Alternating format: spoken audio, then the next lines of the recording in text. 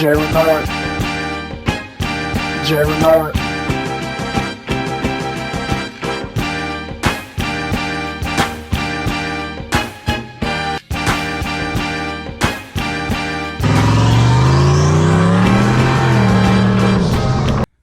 What's going on, my people, and welcome to the SN95 Power channel. So, 2-valve Mustangs, 4.6 2-valve Mustangs, they have a reputation. And that reputation is somewhat justified. Now, in stock form, the 99 and up GTs made 260 horsepower. For its day, it was respectable. Currently, any of the big three V6 models have more horsepower than the 4.6. There are some everyday traffic out here that has more horsepower than your 4.6 new SGT. Never fear, because I'm going to show you in this build series how to make the mighty whiny 2-valve respectable. Now, when I say respectable, I'm not talking about throwing a ton of money at this thing. I'm talking about trying to get a low 13s, maybe high 12-second car without spending a ton of money. Now, when I put a number on this build, I want to say around $2,000. I think $2,000 can get you into that low 13s. Now, we have a 2002 convertible GT, which is bone stock. It has some kind of muffler on there, a catback system, but that's pretty much the extent of it. So what we're gonna do, we're gonna head to the racetrack today and we're gonna get a baseline on this and see where we start. And this is gonna be progression. We're gonna do this in some stages and see if, I talking the talk or I'm just hot air. So let's get into it. All right, before we head out, we just need to do some common sense stuff to the old 2-valve. Let's check the wheel lugs. I changed the oil last week and I still want to check the oil level. So, just some basic things you want to go over the car before you put it on the track. All right, let's see. What am I looking for?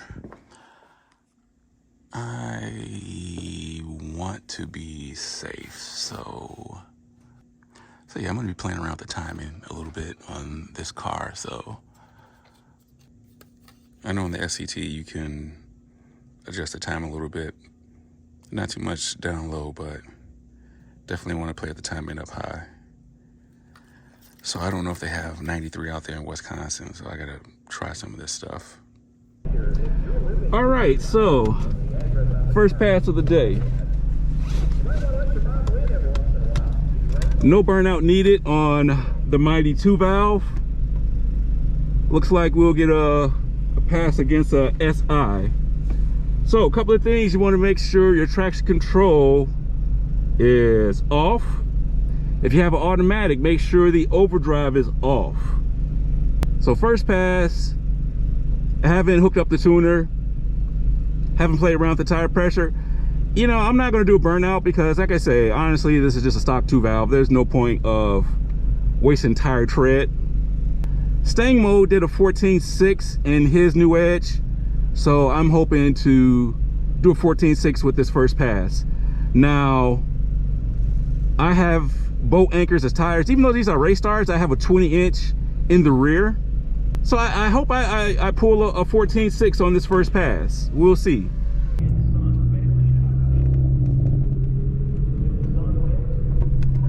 We do not want to roll through the water box. Yeah, Mom's getting the paperwork ready right now. You don't want to shoot her by that much. I want to get staged before this guy. So.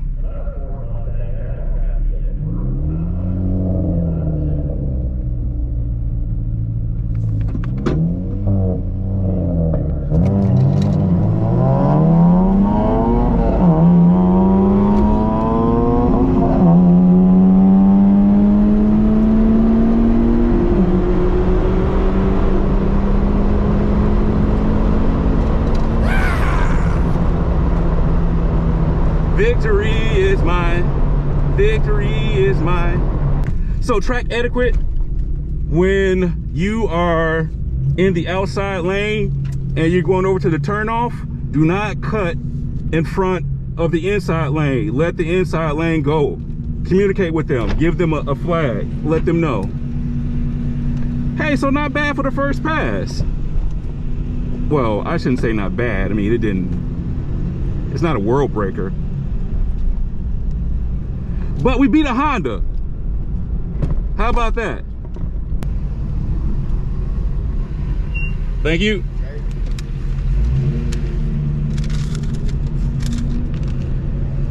Ah, 14.7.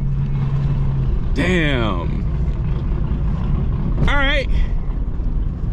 Well, ladies and gentlemen, now we're No fret. the electric horsepower, the plant. And if I recall, So 14.7. Oh my God, that's 60 foot.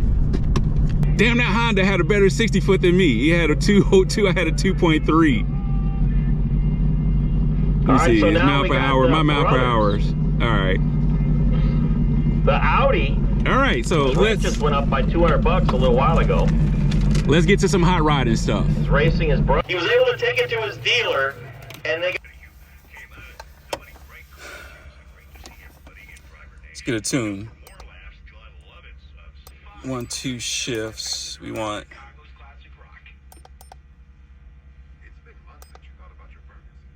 We want to fix that.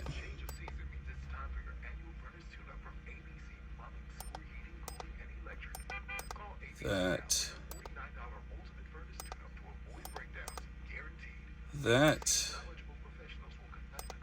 Shift pressure. That's good. Shift pressures are good.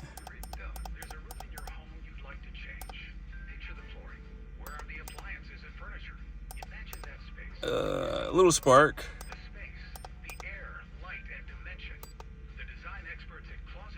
I think I'm good. I'm not gonna play with the fuel. So let's just see what this does. All right, so we got another race lined up. This is a 93 Lincoln. Let's make sure traction control is off. Make sure overdrive is off.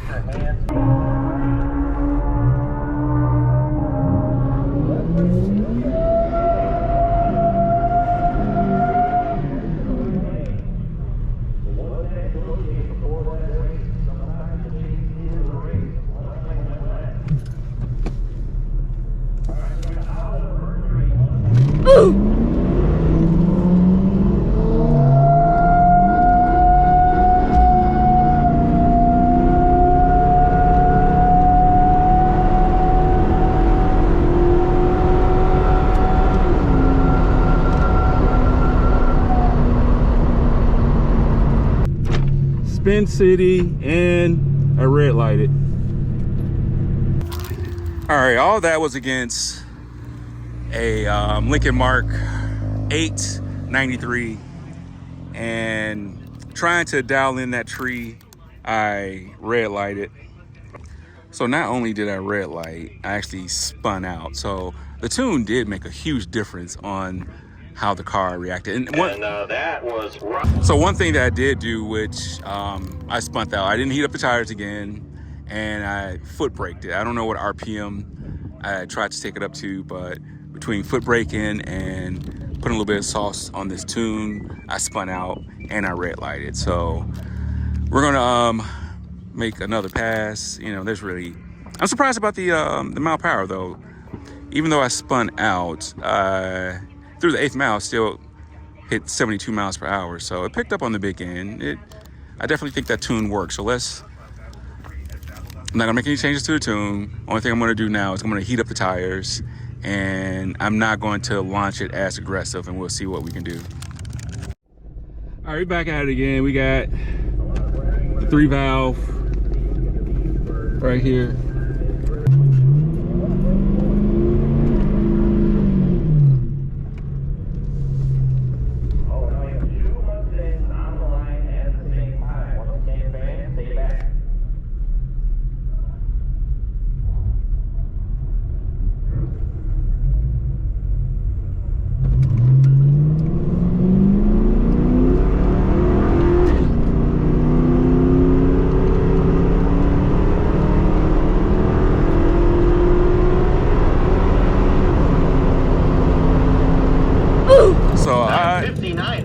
have to say that my Tesla's a good matchup. Let's see that one happen. I think my reaction time was pretty great. That's a good reaction time for me. 60-foot sucks, 2.29.